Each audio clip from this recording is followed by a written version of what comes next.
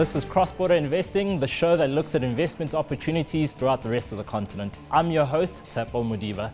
In studio with me today is Fungai Tarirah from Rudiarius Capital Management, our resident expert on investment opportunities throughout the continent, and my lovely co-host, Tshepo Modiba, who'll be giving us some key inputs into our investment topic today, which is specifically the Nigerian economy. Thank you, Tshepo. Nigeria's GDP is set to grow by over 6% in 2014. The major driver of economic growth is the manufacturing sector, which recorded a 22% increase last year. According to Renaissance Capital, growth was largely driven by the textile, cement and food subsectors. Manufacturing contributed about a third to Nigeria's total GDP. Thank you for those insights, Tshepo. Over to you, Fungai. We're going to start our discussion specifically in the manufacturing sector. Your thoughts on this key driver of the Nigerian economy? I think manufacturing in Nigeria is steadily coming to prominence. If we just look at the way they've rebased the calculation of GDP, industry now makes up roughly 20% of total GDP, and in 2013 up to 1/3 of total real GDP growth actually came from strides that were made in the manufacturing sector. So I think it's coming into the fore and becoming more and more important in a Nigerian setting. Which is a very interesting dynamic since, you know, when one thinks of African continent as a whole, manufacturing isn't something that necessarily comes to the forefront of our minds, specifically Nigeria. I think financial services and oil and gas, but it seems to be a very crucial part of the economy. Indeed, I think you'll see sectors such as the cement production sector coming through with a stronger growth than they've actually seen in many recent years, as well as food and beverages. Not only are there many players who are actually coming into those sectors, they're actually producing at very fast pace. The middle class in Nigeria provides a very big market for them to actually service, and they're actually coming to the party with products that they can sell to these individuals. So we're starting to see lots of traction in terms of the sectors all.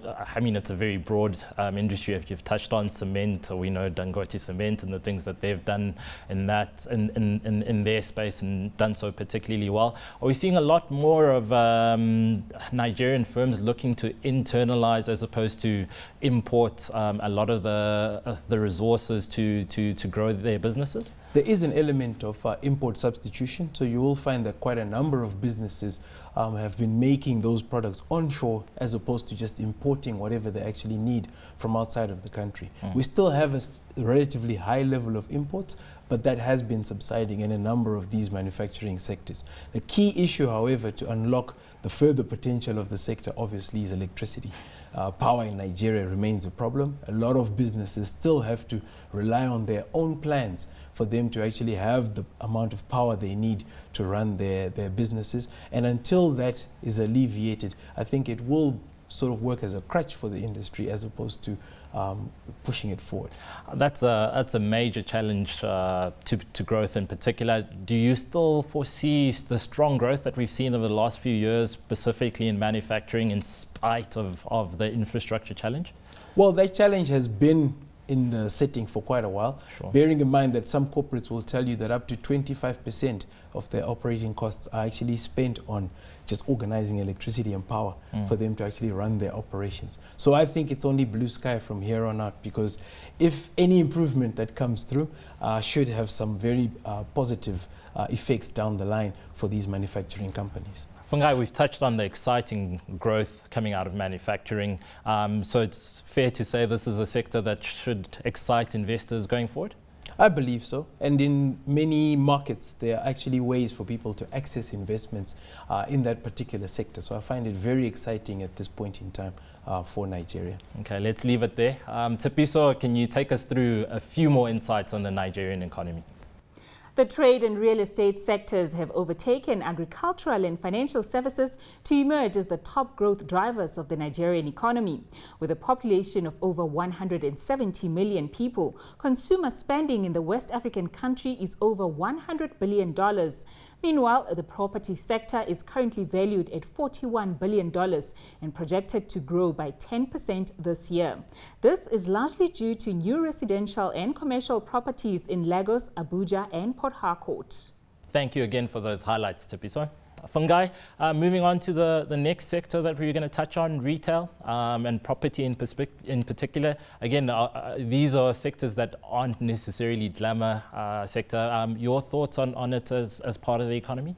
Retail's been the second largest contributor to growth in Nigeria, at least in the last fiscal period that we saw. And what you're seeing there is an increase in the formalization of the retail sector within the country. So if you roll back 5 years or 7 years, even longer, you'll find that there were a lot of small retailers who were operating off the street corners or on the roads or wherever it is they could actually sell their products. Now you're getting more and more of these malls actually being constructed, shops and service providers all coming into one place where they can actually offer a more concerted retail product to the customer. My key question is, given the low banking penetration, is that going to be an inhibitor to growth within the retail space, or is that mean potentially even more upside? Not at all. So you'll find that a lot of the economy actually functions on cash, and they actually handle their transactions on a cash basis without recourse to credit. So I don't think that the low penetration in any way slows that down. Of course, it's something that you'd want to have in time in the economy. But for now, off the back of cash transactions, you're actually seeing quite a number of these malls that are being put up doing quite well with the amount of footfall that comes through being really strong. Is there a particular challenge that retail has in terms of growth going forward in Nigeria? We touched on the electricity supply side for manufacturing. Is there a particular stumbling block for retail? Logistics into the country remain somewhat of a difficulty. Lagos, by most measures, is the largest market that the country actually has. And for one to actually get goods into Lagos, whether it's through the port or to try and truck them in, there are some logistical issues which retailers have to deal with at this particular stage. But a lot of those things are being ironed out. We've seen government come through with reforms at the port in terms of how quickly products can actually come through and simplifying quite a number of the processes people have to go through when they're importing various goods. So that all of these things are coming together to actually help the growth that comes through in the retail sector. So again, this is another sector you see a continuation of the buoyant growth that we've seen over the last little while? 100%. Okay, all right. Interestingly enough, does that mean other sectors can tap into this retail environment as well? Logistics you touched on, does that mean big logistical players can come in and facilitate faster growth?